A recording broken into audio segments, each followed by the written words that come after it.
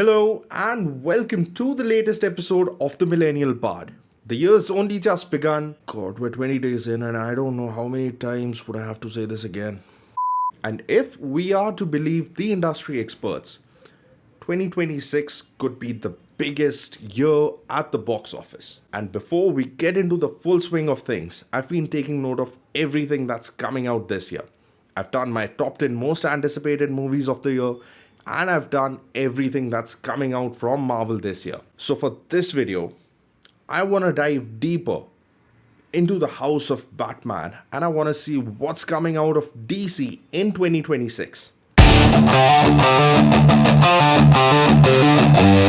From the ashes of something that was doomed within its first 5 years, James Gunn and Peter Safran have revived the DC last year. Until now, we've had 2 seasons of Peacemaker, we've had a first season of Creature Commandos, and we've had what is probably one of the best films of 2025. So with all of these things, I think DC right now is on a very promising trajectory. But looking forward in 2026, I don't see DC trying to make any big waves. If DC Studios and if DC laid the foundations for this new cinematic universe last year, this is the year where they're trying to strengthen that foundation without trying to go too big, without trying to fly before they can even walk. And I am really glad that that is the level of maturity that DC is showing now. But having said that, I won't say that DC is playing it all safe and boring this year.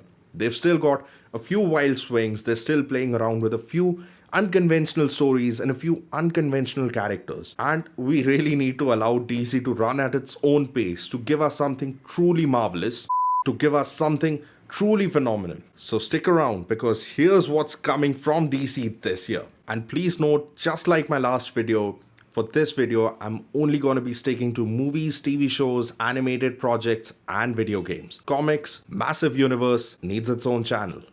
Alright, let's start the discussion with the movies. So DC is releasing 2 movies this year. The first one being Supergirl. Like, seriously, within the 2 movies that are coming out this year, Supergirl, hands down, is going to be the bigger one. I'm not saying that Supergirl is going to be bigger than Superman at the box office or in terms of the cultural impact of it all. But from the looks of it, Supergirl feels like a really sound, a really stable project which has the right people in the right places. Apart from the comic that this movie is going to be based on, which is, again, I can't stop saying it, it is fantastic, is the creative leadership and the cast. This is going to be the first DC project that won't be made by James Gunn. So this is truly going to be our first experience, our first exposure to what DC is going to be looking like when James Gunn is not creating something. And number 2 is Millie Alcock. Like, seriously, if House of the Dragon did not have a time jump and if it was all about Millie Alcock from beginning to end like Game of Thrones, I would still be watching that show. And from what I've observed with her cameo in Superman and with the trailer, with the teaser, I think Millie Alcock is gonna own this shit. She's gonna own Supergirl, she's gonna own this role. And if I'm being honest, the entire superhero genre is primarily catering to the men and the boys. MCU has tried to give us a few girl power moments and tried a few female-centric films, which haven't really landed as much.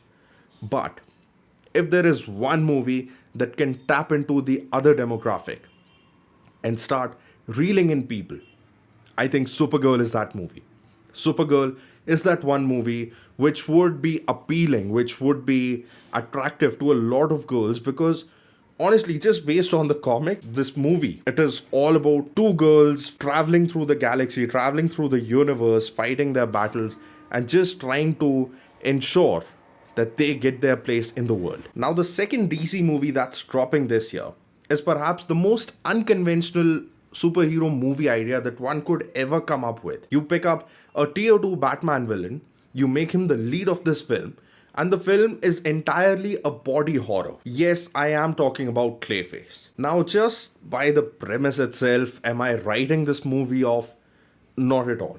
In fact, I am really looking forward to this movie at this stage because this is something that we've never seen in the past. And if this lands well, It could really set a precedence for a lot of other movies in the superhero space that could go the horror way, and not the way that Doctor Strange does, but like proper horror. As a movie fan, I've always held this belief that as a filmmaker, you can either pray for a mega blockbuster or you can pray for a cult classic. Being very honest, I don't really see Clayface being a blockbuster. I think it's not going to be watched by as many people as, Superman or Supergirl for that matter. But I think the chosen few who would go for this movie, and if they end up liking this movie, they won't stop raving about this movie for years and years to come. So, for that reason, I am really excited for Clayface.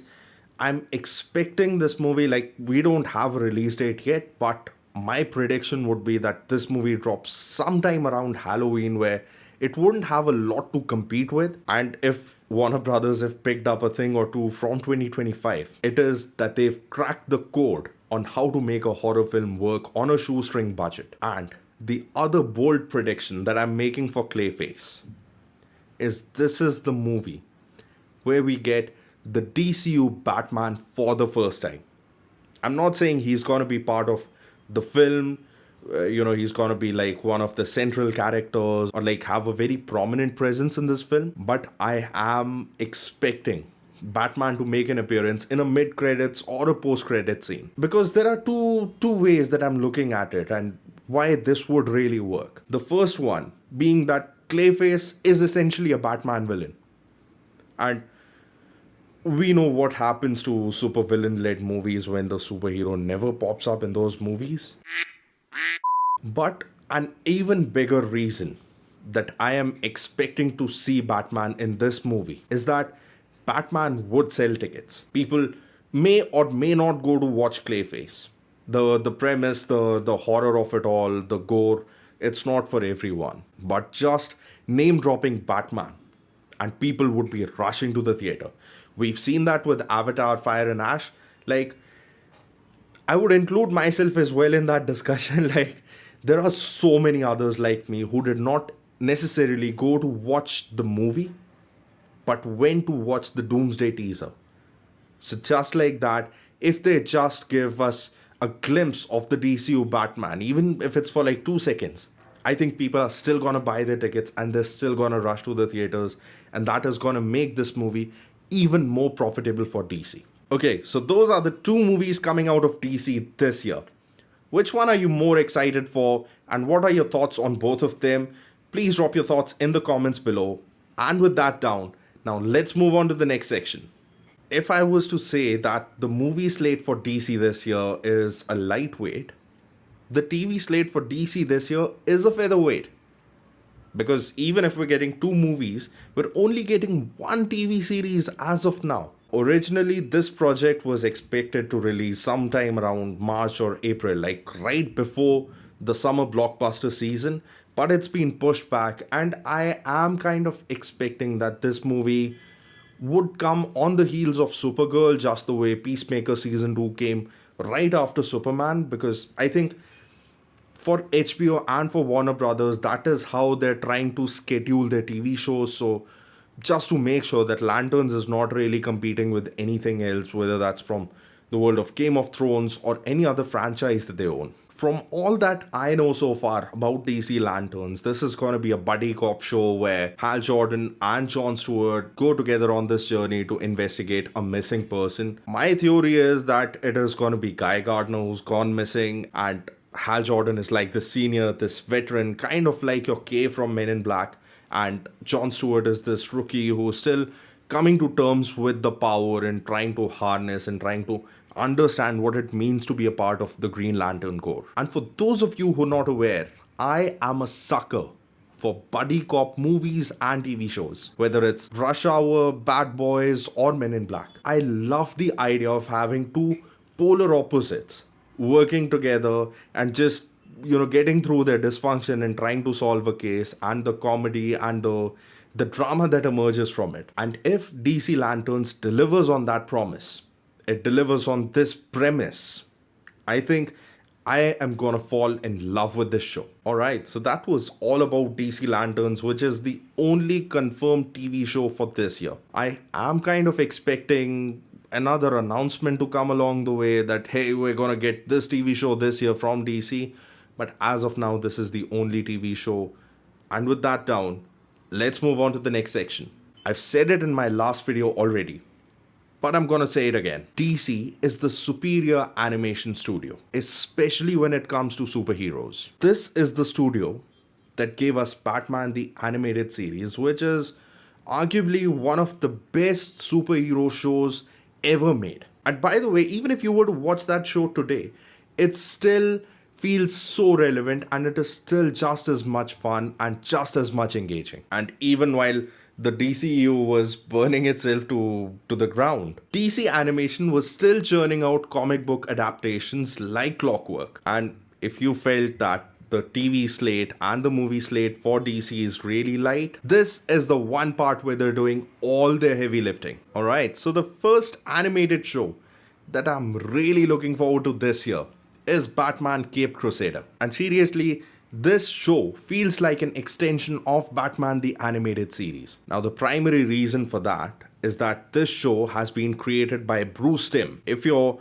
not familiar with the name, he is perhaps the greatest dude to have ever worked in superhero animation. This dude has literally worked on everything there is. This show is also co-produced by Matt Reeves, who gave us the best Batman movie till date. Now, this show, it takes a few wild swings, but even at its core, this show is everything that Batman is truly about. There is not a single episode in this entire season that skips a beat. I was late to the party. I discovered this show, a few months after it had released. But you wouldn't believe, I ended up binge watching the entire season in one go. So if you haven't watched it already, I strongly recommend that you watch this show. And season 2 is dropping this year, and I truly believe it is going to be darker, grittier, crazier, and better than season 1. The next show that's coming out from DC is My Adventures with Superman. Now, personally, I'm not big on manga, I'm not big on anime, so I never really took to that show. But if you're someone who is into anime and someone who loves Superman, I think you'd be really interested in this show, because from what I've heard, they have taken a few unconventional choices with this show, and it's really landed well with certain people. So if you're someone who's into that, season 3 is dropping this year, so make sure you check it out. And the third animated show that is dropping this year for DC is the Blue Beetle. Again, Blue Beetle is kind of like those characters that I'm not a big fan of. Like, partially, yes, maybe I haven't gotten my entry point yet, or I haven't found something that really engages me or connects me to this character. But if you're someone who loves Blue Beetle, who would be interested in this show, keep your eyes open. Blue Beetle, the animated series, is gonna drop this year. This was such a wild swing. Like, when the first season dropped, it blew my brains off. Like, I could not have imagined that such an animated show could exist beyond American Dad and Family Guy. But this show was it, and it existed in the superhero space. Now, 5 seasons in, this show has been a roller coaster ride. It has been, it's I don't even have words for it right now. Like, that is how crazy and how berserk this show is in concept. And I don't think so many seasons in, it still lost its momentum. Like, yes, there are moments where it feels a little slow, but every single episode gives you these diamonds of comedy. And the 6th season for Harley Quinn is dropping this year. So if you're someone who has been in love with this show or has enjoyed this show, please keep an eye out. Season 6 is dropping this year.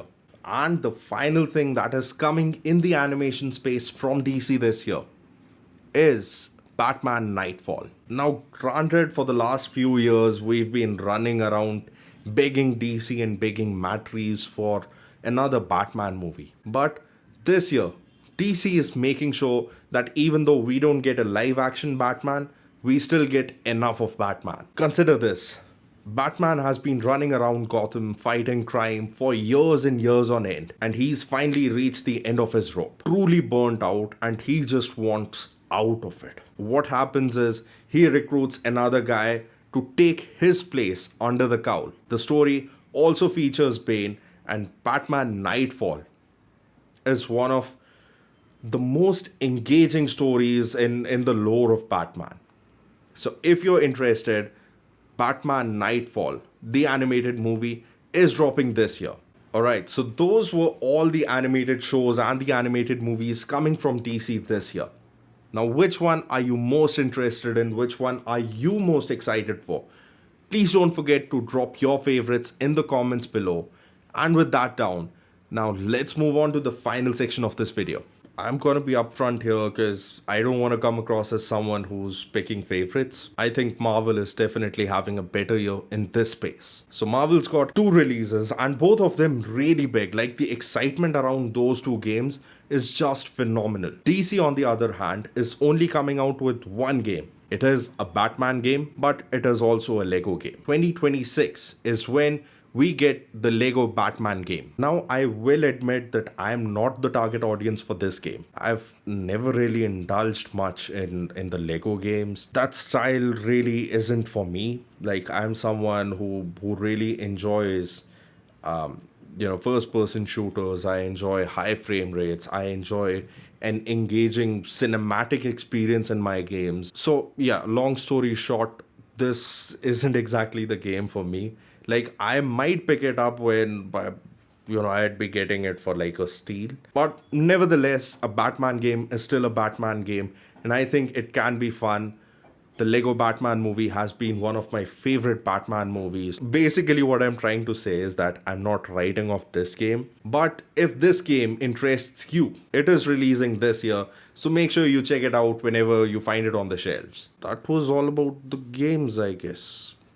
Alright, so that is everything coming out of DC in 2026. I don't think this year is as critical for DC as it is for Marvel. I feel the reason that DC is kind of slowing things down this year is so they can go all guns blazing from next year. And let's not forget, a lot of DC resources are also gonna go into the production of the Batman 2 from Matt Reeves, which is expected to release next year as of right now, but you never know with Matt Reeves. I think it's still gonna be a decent year for DC. Not a path-breaking year, not like blow your socks off year, but I think it's gonna be a good year for DC, and I am just glad that this world of DC exists in the first place, especially after whatever went down with Snyderverse. What do you think about the entire DC slate for this year? Are you excited about it? Is it kind of underwhelming for you? Whatever your thoughts, please drop them in the comments. Okay, so that was the video, guys. If you like this video, please don't forget to hit that thumbs up button, comment your thoughts below, share this video with your fellow DC fans, and subscribe to TMB so you get notified as soon as my next video drops. Up next, actually I don't have another idea for my next video yet, because I am driving down to Mumbai tomorrow, the pop culture capital of India, for the concert of a lifetime. Linkin Park playing in India for the first time. This is a thing that's been on my bucket list for a really long time. Like, I listened to this band for the first time 15 years ago. And ever since, I fell in love with them, their music, their lyrics. So this is like a dream come true for me. This is like one of those most prized moments for me in my life. Although I do feel bad that I never got to witness Chester on the stage. But nevertheless, this is gonna be a moment of a lifetime for me. So what I will try to do is I will try and shoot a few clips, click a few pictures, and see if I can share those with you. In the meantime, take care, stay safe, and Wonder Man's dropping next week, so please go and check that out. And until next time, this is the Millennial Bard signing off.